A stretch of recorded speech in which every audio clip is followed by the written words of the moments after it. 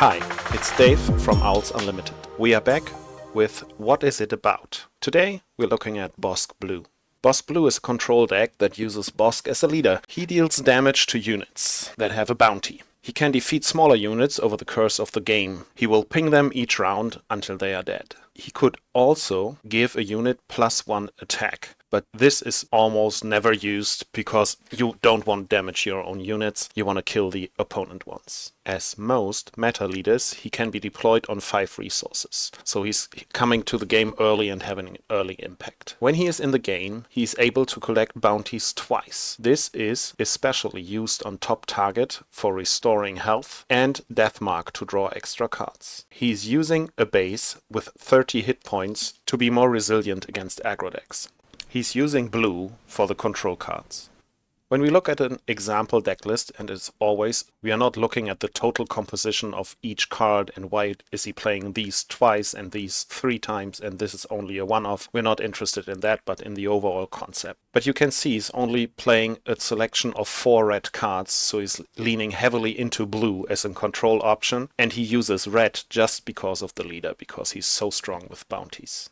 Restore is a big part of Bossk's plan to be resilient enough to get to the end game. When deployed, he can potentially restore up to 12 or more damage from his base in one turn. He can use top target on a unique unit to do 2 times 6, and if he removes the unit with a vigilance, he will heal another 5, so he goes up to 17 damage healed, which is just insane to come back from as an aggro deck.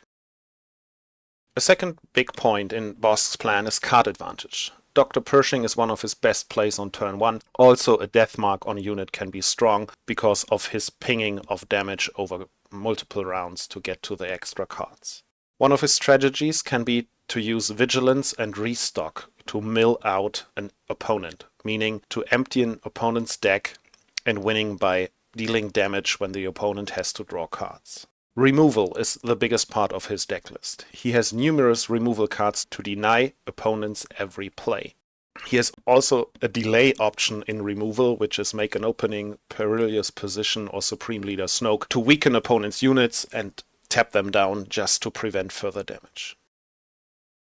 On the high end of removal, you can name these 4 cards: Supreme Leader Snoke, Emperor Palpatine, Avenger, and Krayt Dragon, which deal high damage because of their stats and also enable or at least facilitate removal of the opponent's units.